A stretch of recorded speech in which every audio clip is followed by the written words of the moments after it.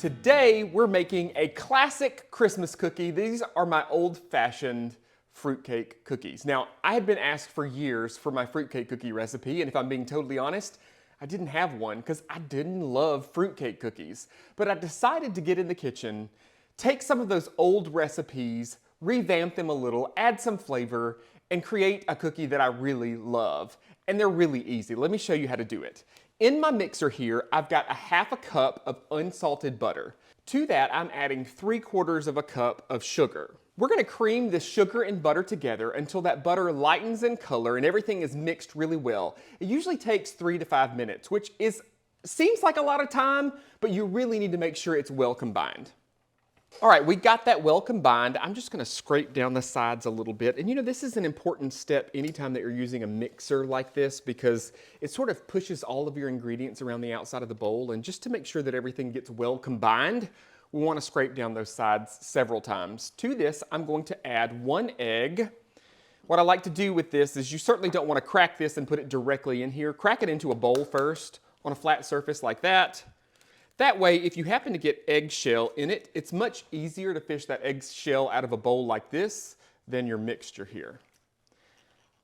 All right, now I said we're gonna add some flavor to these. These are ingredients that you don't traditionally find in fruitcake cookies, but I feel like these just needed to be amped up a little bit. So I'm adding a half a teaspoon of almond extract, 1/4 teaspoon of lemon extract, and a teaspoon of vanilla extract.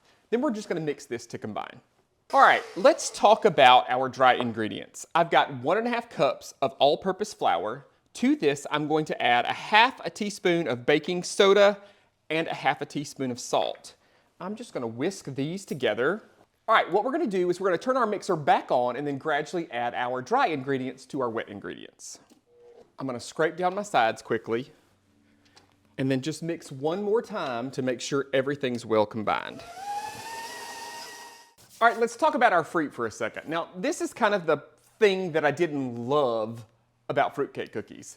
A lot of the fruitcake candied mix that you can buy just didn't have great flavor. Some of it has candied orange peel or candied lemon peel in it, which often yields a bitter flavor, and I just didn't love that flavor in these cookies. So what I like to do is I like to buy the fruits individually and chop them. And I'm gonna show you what I have here. This is the stuff you find in the grocery store, typically around the holidays, that's that candied fruitcake fruit. And that's what I'm using here. Another great source is to head online, go to nuts.com, and you can buy the same things there. I really like the flavor of those as well. Now what I've done here is I've got 1 cup of chopped candied red cherries. I've got 1 cup of chopped green cherries. I've got 1 cup of chopped candied pineapple, and I've got a cup of chopped pecans. Now, to make this a little bit easier, because you know, as you chop that candied fruit, it sticks to everything. You can spray your knife with a little nonstick cooking spray, or you can do what I do, just sprinkle a little granulated sugar over the top of your cherries and your pineapple, and it'll make chopping it a little bit easier. We're gonna add this right to our mixer and just get this combined.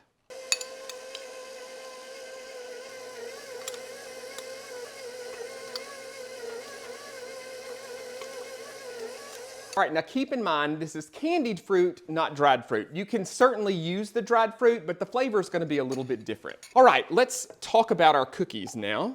What we're gonna do is we've got a baking sheet here that I've lined with a silicone baking mat. You could also use parchment paper. What we're gonna do is we're just gonna scoop this out and bake these. I've got my oven preheated to 300 degrees. A low, slow bake is gonna make them chewy, which is really what we want in this case. All I'm gonna do is I've got a 1 tablespoon scoop here. We're just gonna scoop some of this out, place it right on our baking sheet, 3 to 4 inches apart. Now, with all cookies, if you find that these spread too much, your butter's probably a little too warm. You can pop this in the fridge for about 30 minutes to allow that butter to firm up, and then they're not gonna spread as much once they make it into the oven.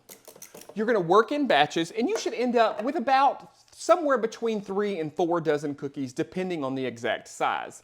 And another tip that I can give you if you're looking for that beautiful bakery look to your cookies, you can always sprinkle a little bit extra of whatever is mixed in, whether it's chocolate chips or nuts, and in this case, some dried fruit and pecans, right on the top of your cookies. And that's just gonna give them a little extra color and add a little more flavor and just make them look great.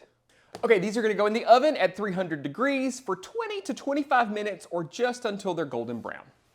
All right, so you can see that these just have started to turn golden brown around those edges, but we're not gonna take them off this cookie sheet yet. We're gonna let them cool for about 5 minutes and firm up a little bit. If we try to transfer them right now, they're probably gonna fall apart. So we're gonna let them cool for about 5 minutes and then transfer them to a wire rack to finish cooling. All right, once these have cooled on the pan for a little while, they're gonna be a little bit easier to transfer. Move them to a wire rack where they will finish cooling, store them in an airtight container, and you've got a great, super delicious fruitcake cookie that I know your family's gonna enjoy. Folks, for the full recipe, head over to the blog, search for fruitcake cookies, and you can see just how easy they are to make.